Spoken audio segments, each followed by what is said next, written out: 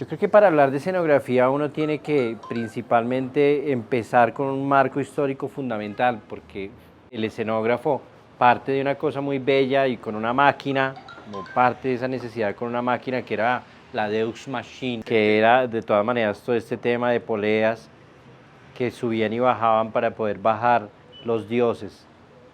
Pero para esto todavía no nacía obviamente la figura del escenógrafo, pero nacen figuras paralelas. ¿Para qué? Para el aporte o el soporte del director o del actor para que esté libre.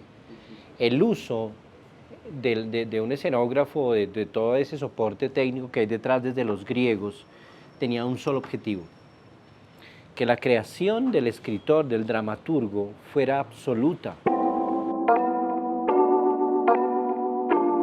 Yo soy suachuno, nazco en Suacha. Y vengo de una familia muy, digamos que no tiene nada que ver con el arte, nada, o sea, con el arte. Ellos son constructores, maestros de obra civil. Mi abuelo, mis tíos, mi papá es un gran operario de maquinaria en una fábrica que ya no existe, pero eran grandes operarios. Entonces me formo yo en el tema. Pero siempre desde niño notaba yo ese gusto por las artes. Pero cuando yo encuentro mi verdadera vocación, es un tic.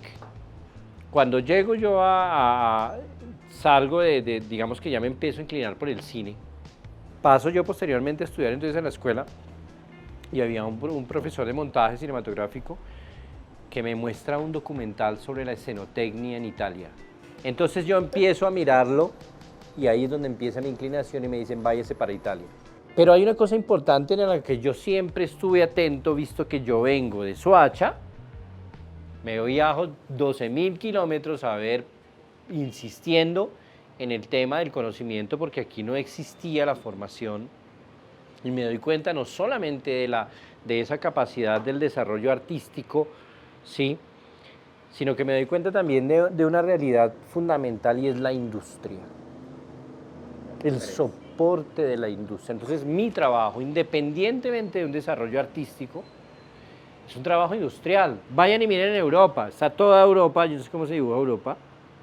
¿Qué hicieron los griegos? Construyeron teatros por todo lado vaya uno, mire si no encuentra debajo de una teatros. ¿Qué pasa en un país como el de nosotros tan pequeño?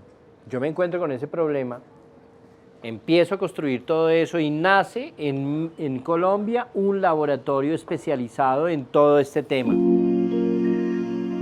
En la tradición del teatro italiano existen dos figuras fundamentales que son el director y el escenógrafo.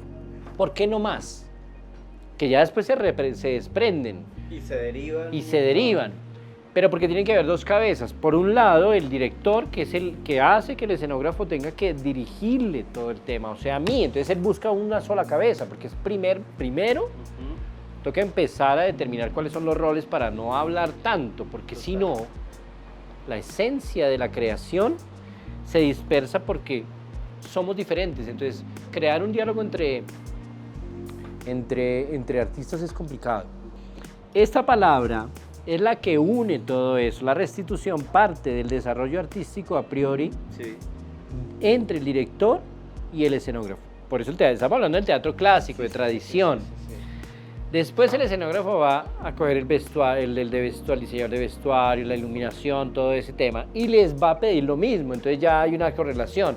El llamado mío es: directores, por Dios, úsenos, o sea, deje la cabeza libre, o sea, usted piense, que es lo que pasó, lo que ha pasado un poco también con esa simbiosis que se ha generado con Teatro Petra, que ha sido maravillosa, porque ellos han tenido entre Adelio Leiva, por ejemplo, que es nuestro gran iluminador, que los hemos desprendido y han podido hacer procesos de creación muy importantes. Yo te invitaría, maestro, que en medio de toda esa síntesis hagamos un ejercicio en un boceto chévere de una escenografía que de pronto más tarde vamos a ver de cómo funcionaba. Por supuesto. Hagamos el boceto de Mosca.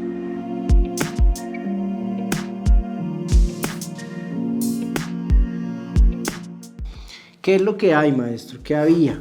En ese entonces, ¿qué había? ¿Qué había? 3 mesas. Había 3 mesas, entonces listo, hay 3 mesas y hay 2 puertas. 2 puertas. Pero entonces ya la mesa necesitaba un poco más de, digamos, ya la mesa era una mesa así, obviamente robusta, sólida, pero para mí esa mesa maestro no funcionaba todavía. Claro. O sea, ya teníamos que entrar a otro tipo de conceptualización ya dependiente. Sí, sí, sí. ¿Qué necesitabas tú en esa mesa? Sí, es una obra, un remontaje por encargo con una capacidad de maniobra no tan amplia. ¿Sí me van a entender? Cuando me refiero no tan amplia es lo que encontramos, lo que se halló en ese momento, aún debe poder seguir siendo funcionable con esta disposición. Es decir, 3 mesas, 2 puertas de entrada. Y ahí ocurre un bosque, ahí ocurre el palacio de Tito Andrónico, ahí ocurre los salones de estudio de cada uno de los personajes.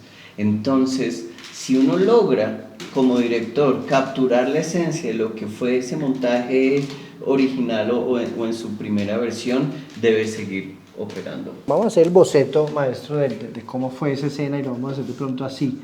Este es el escenario. Y aquí ocurre todo. Aquí pasa todo. Entonces, ¿qué ocurre en el proceso académico del escenógrafo y por qué es importante la academia dentro de él? Y es eso, la configuración iconográfica en esa relación. Es que, mira lo que estamos generando los dos en términos de construcción. Aquí ya por eso es que es interesante el trabajo del escenógrafo también, en términos de realización. Usted construye los universos, usted es el arquitecto que permite que la dramaturgia exista. Entonces, esta capacidad que en cualquier modo tiene que generar el escenógrafo, esta virtualidad plástica, es la que lleva a ese diálogo existente entre los dos. Maestro, ¿tú apruebas que esto lo aprobamos? Fantástico. Listo, entonces fantástico, aprobado. Antes que todo, vamos a hablar.